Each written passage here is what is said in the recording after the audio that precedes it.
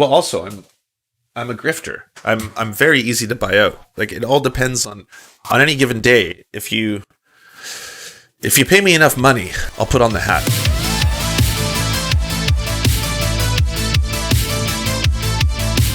So I get a lot of hate watchers now, which is both exciting and weird. But there are people who now watch the stream so that they can clip it and ship it and all that kind of good stuff. And there's someone who's been banned multiple times by creating multiple accounts in this stream.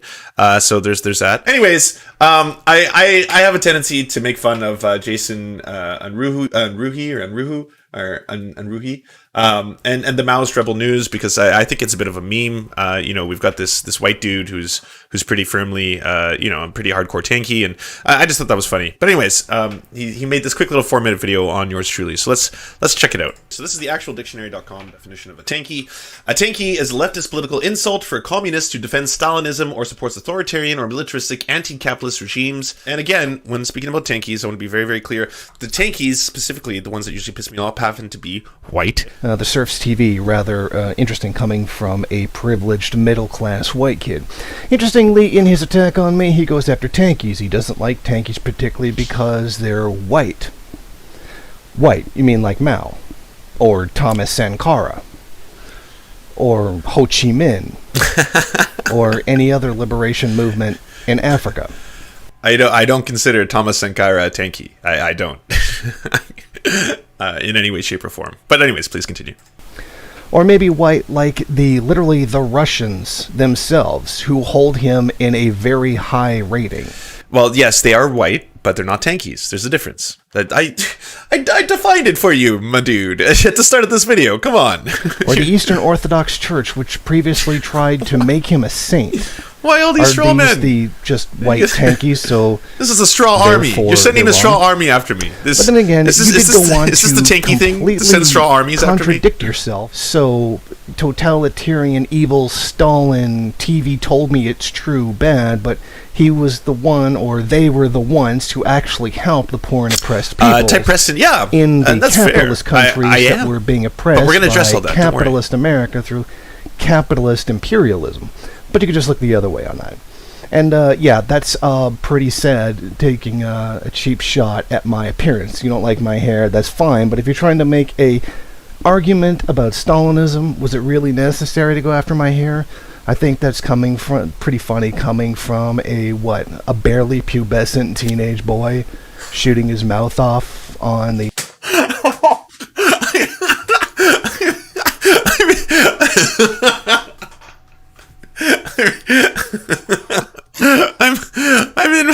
I'm in my mid-30s.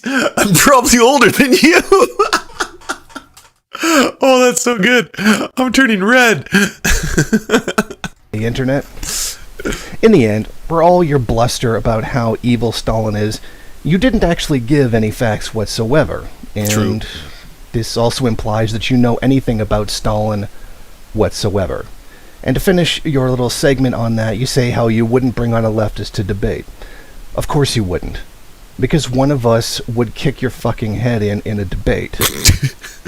Because you're a pussy who's shooting his mouth off like an angry little child with no substance and not even having the bottom basic balls to back up what he says. Oh, damn. You like to shoot your mouth off. Damn. And not back it Oh, up. man. Oh, wow. We got all kinds of toxic masculinity going down. Pussies, balls, testicles. Real man's got testicles, and he knows. He knows what to do. So if you're wondering, yes, this is Jason Unruhe. Now, fair enough. Making fun of someone's hair is a cheap shot. You'll find that I don't usually make fun of anybody for things that they're born with. So making fun of someone because of their age, which I guess would be ageist, right? I wouldn't do that. Well, I guess with the exception of Joe Biden, I went pretty hard. Okay, fine. I debunked myself in real time. Hypocrisy alert to the extreme. What I did say last time I was talking about this gentleman is that I was actually admiring his fashion sense. I was saying that like this is an incredible look. All right, it looks like you've combined Bowser and M. Bison into a singular vision, and like I can't even make fun of that. I mean, tip of the hat to you, sir. You've combined two final bosses into a singular vision. So there you go. And that's that. So yes, I'm being attacked by the tankie. So I agree with you. I wouldn't consider someone like Mao or Thomas Sankara to be tankies. They are not what I define as tankies. When I said white tankies, I meant mostly online people who engage in Stalin apologia in today's day and age. That's it. But anyways, so I'm the prepubescent pussy, I guess. So anyways, yeah, I'd love to have a discussion with Jason. I'll throw that out there. I'll put this up on the internet, and we can have a little talk. I can even bring on more people if you'd like. I've been meaning to talk to Sargon of Akkad for a while because, similar to you, he's called me other kinds of slurs related to weakness. His are much worse. He's calling me the F slur and other stuff like that. So I mean, if they're friends, interesting. We can talk a little bit, about these kind of things. So I figured I talk a little bit about theory, because I noticed in the comments section of that video, a lot of it is about my lack of theory. Why doesn't Lance ever talk about theory? He's a lib, he's a rad lib, all that kind of stuff. So all right, I'll do what everyone asks. I'll lay it out and bear. I am a graduate in English literature, so my history with literature happens to be a lot of useless stuff. All right, I have read a fuck ton of old, like Dante Albredi. I had to analyze him, works of that nature, right? Stuff that is kind of pointless. I got into reading theory of my own accord. I didn't have to read it in school until maybe the second or third year, and then I got pretty fascinated with it. So I'll show you some of my favorite things. Here is my personal selection of the stuff that I've read that I've quite enjoyed. All right, and a lot of it I know is very McDonald's, but we'll get into the McDonald's right now. But I won't go too deep into it.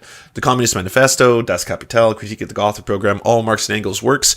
Yes, I've read all of that. I've read all 3 volumes of Kapital, and I'm quite a fan of all that. And my favorite parts of Critique of the Gotha Program is more because I see more tangible applications to a lot of these things, such as the idea that if we're going to switch to a socialist system, that there should still be things like incentivization. Very, very interesting to me, instead of just, I think one problem with a lot of critical theory, especially when it comes to things previous to Marx and Engels, such as Hegel and dialectical materialism, is a lot of it is observational. And it's important observations, but they're usually not tangible transitions to these kind of things. Anyways, The Conquest of Bread, obviously, again, more McDonald's stuff, but I really like Peter Kropotkin, and that's understandably the only book of his that I've read, but still, quite fascinated by that too. Homage to Catalonia, probably my favorite book when it comes to theory, by George Orwell, and it was really inspirational to me, seeing as that a lot of my family comes from Catalonia. My father's side of the family, their roots are in Catalonia, but they've migrated. He was actually born in Santiago, Chile, so that's why I usually refer to my father as being Chilean. So there's that. Social Reform or Revolution, by Rosa Luxemburg, really, really good, and one of the reasons I picked up and ended up reading that is I realized I hadn't really read a lot of women in these categories, which is why that I ended up picking both her and Lucy Parsons' Freedom, Equality, and Solidarity, which again was a fantastic book when it came to these kind of things. The Political Economy of Human Rights, Manufacturing Consent, both of those. I know Noam Chomsky, people hate when you mention Noam Chomsky because it just reeks of white online leftist, but basically these are some of the big ones that were inspirational to me in cultivating my current identity, which we'll get to now. In terms of the ones that I'm currently reading, these are the ones that I'm in the process of reading, but I have so many books on the go. But this is the stack that I'm working on. State and Revolution, Red Skin, White Mask, Discourse on Colonialism, From the Ashes, My Story of Being Métis. This is the one I just picked up. I'm really, really excited for it because, yes, I know I'm also being accused of being, a white... white middle class pussy. So my father is Chilean, my mother is Métis, which is actually First Nations Canadian, and I haven't read a lot of Métis literature, so this one was recommended to me by DJ Indian, and this is one I'm really excited to get a little deeper into it. Understanding Socialism and Democracy at Work: A Cure for Capitalism, both books by Richard Wolff, which I'm also very, very excited for to get into both. So that is going to be good. Man, I didn't know I had so many tankies who hate watch me. Awesome. No, that's good. That's good. Hopefully I can pull some of them away from the more extreme side of the political aisle. Anyways, so these are the ones I'm in the process of reading, and these are the ones that are very, very essential for my formation of these ideas. Do I purport to be a deep understander of theory? No, I don't. The people who go off and you've read so many of these books, I haven't even finished State and Revolution by Lenin, so I can't even say that I finished a book by Lenin, so no. I cannot claim to be someone who's been deeply, deeply versed in the works of Lenin, because I haven't even finished a single book by him. I'm like a quarter into State and Revolution right now, but I'm very, very excited to finish it. I'm interested to read it. I haven't read The People's Republic of Walmart. I'm going to add it to the list. But anyways, in terms of literature, this would be it. This isn't my reading list for history, by the way. This is just my reading list for some of the stuff that's been inspirational to me and what I've been working on. And then when it comes to what the hell am I personally don't like, I know this is so cliche, but I don't like labels. So oftentimes when someone's like, so what are you? All right. Are you a libertarian socialist? Are you an anarcho-syndicalist? Are you a communist? Are you a communist with a C, hard C or lower case C? Are you a Dem Soc? Are you a Soc Dem? You seem like a rad lib, right? And to clear everything up, this is my official title, and I'd like it to be applied to me from here on out, so people could probably stop making or casting aspersions as to what I am or what I believe. Okay, this is exactly who I am, and this is me. So now you know. Now hopefully there'll be no more questions, and the internet can stop. I don't know. Like don't label me things that you don't like. You don't know me. All right. This is important for me. So I just want everyone to understand, okay? I'm a rad lib, neocon, eco-fascist, besadist. And I have been from birth. I came from a long line of eco-fascist, neocon, rad lib, besadists. And, it's important. In terms of my official label, probably closest to what I would label myself as, a democratic socialist. I usually use the term socialist on the interwebs. It's I don't know. It's a little bit nebulous at this point to call yourself a socialist, because the word has lost all meaning. Like Soc Dems call themselves socialists. They're not. Dem Socs are I guess a little bit closer, but there's so many different versions of that. But yes, in terms of like what my beliefs are, and maybe you can gather for yourself, I want worker control over the means of production. I want to extend democracy to the workplace. I want to achieve this tangibly, because I'm very pragmatic. I'm very big on what can we actually achieve in our lifetime. I want to do so through worker cooperatives and unions.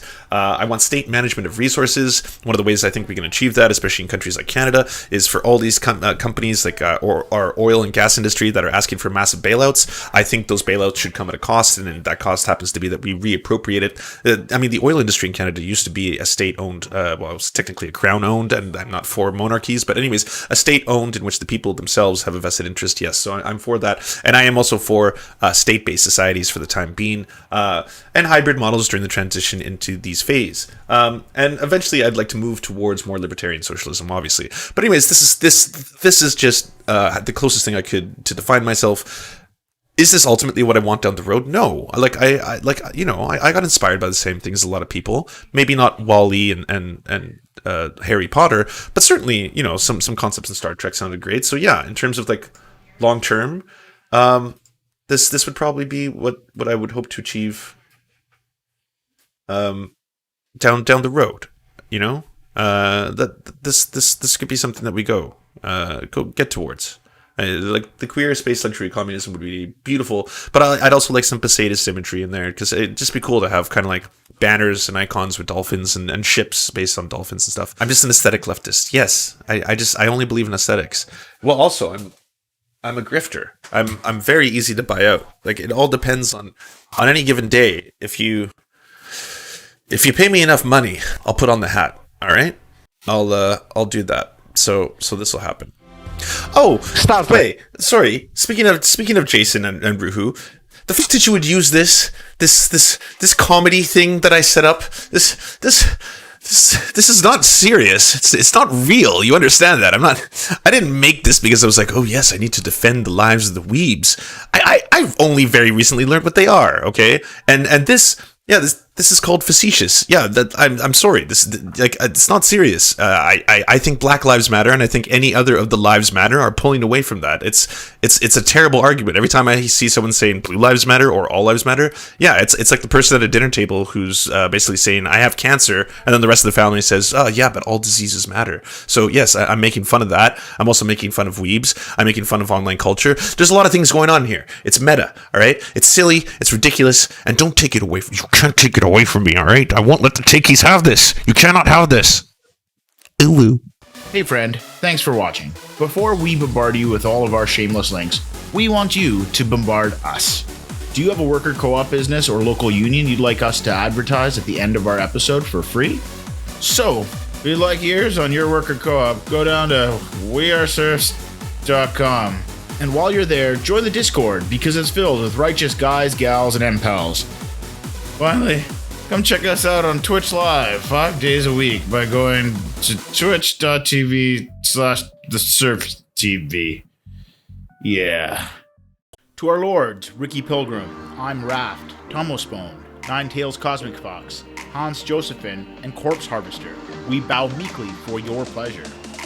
To our Knights of the Round Table, Josh Mickelson, Dylan Byte, Zach Christensen, Todd Buckingham, Todd Lajeunesse, Clement Chetskoff, Cooper Pilot, aka the man with large balls, Political Puppy, Nick Davis, Ali May, and Alan R., we salute you. And to our many merchants and farmers, you have our undying loyalty.